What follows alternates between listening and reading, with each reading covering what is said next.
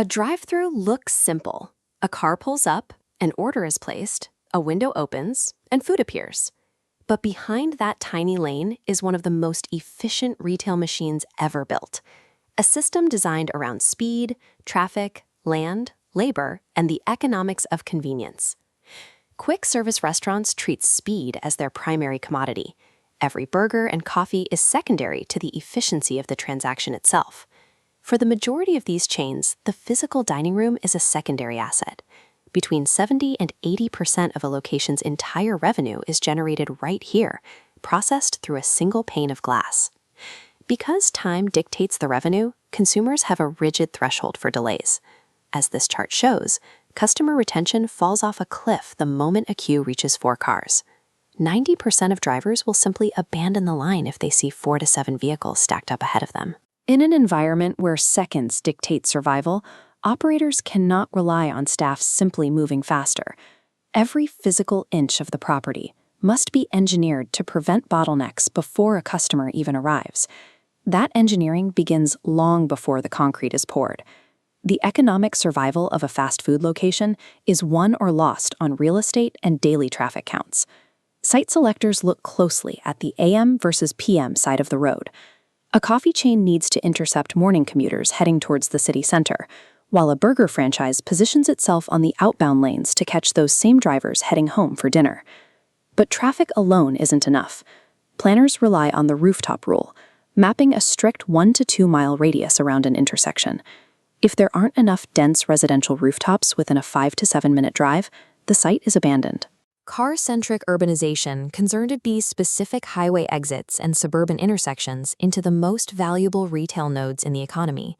These locations function as mathematical nets, perfectly cast over highly predictable commuting patterns. Once a site captures that traffic, the physical lane has to process it. The pavement wrapping around the building is a highly structured processing funnel, using Y lanes and tandem service windows to physically stack and sequence vehicles. The ultimate performance metric here is cycle time. During peak lunch and dinner rushes, an average single lane is expected to process between 20 and 35 cars every hour. This equation shows the immense financial leverage of speed. If a location can shave just 60 to 90 seconds off its average cycle time, total lane capacity increases by 50%, allowing a single lane to handle an extra 10 to 15 cars an hour. To keep that timer dropping, menu engineering acts as an extension of the lane's geometry. The bright, grid-like layout of the menu board is designed for instant readability and rapid psychological decision-making. Large combo numbers push customers toward high-margin meals and drinks. These preset combinations maximize the average ticket size without adding any additional time to the assembly process inside. This intense focus on throughput is the core of the franchise cash flow model. Pushing a high volume of cars through the lane as fast as possible is the only way an operator can offset the premium cost of acquiring that prime, high-traffic real estate. The drive-through lane operates as an analog algorithm, calibrated to extract the maximum amount of revenue in the minimum amount of time. Pushing through the service window reveals how high-volume constraints forced a total redesign of commercial architecture. For decades, chefs relied on the culinary working triangle. Instead, chains utilize a one-way forward motion assembly line. Ingredients move in a strict linear sequence: prep, cook, assembly, window. This geometry eliminates cross-traffic. By keeping workers in parallel lanes that never intersect, restaurants remove collision zones that slow down service. This layout enforces the handoff count rule. Every single time a product changes hands, throughput drops and the risk of an error rises. To maintain rhythm during peak hours, operators must completely separate the flow of the product, the flow of the people, and the flow of the orders. When one unusual order stalls the line, the whole system breaks down. These spaces have evolved past traditional kitchens. They operate as highly disciplined micro-manufacturing plants. Yet, even the most optimized physical layout hits a biological limit: the human worker standing at the window. The model is currently facing a structural labor constraint. With industry turnover rates exceeding 70% annually and baseline wages steadily rising, relying on human speed is becoming a margin liability. There's also a steep cost to human error. At the intercom, the average order error rate sits between 10 and 15%. A single misheard modification causes cascading delays, remakes, and stalled cars. To solve this, operators are deploying an automation layer.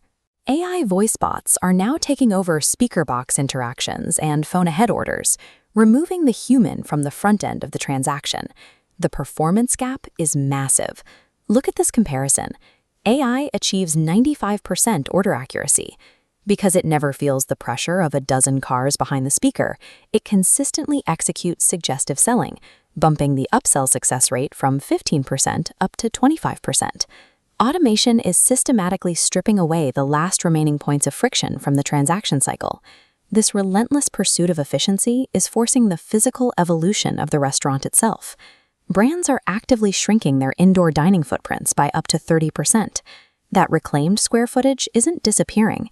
It is being reallocated to support double drive-thru lanes, digital pickup lockers, and expanded automated prep zones.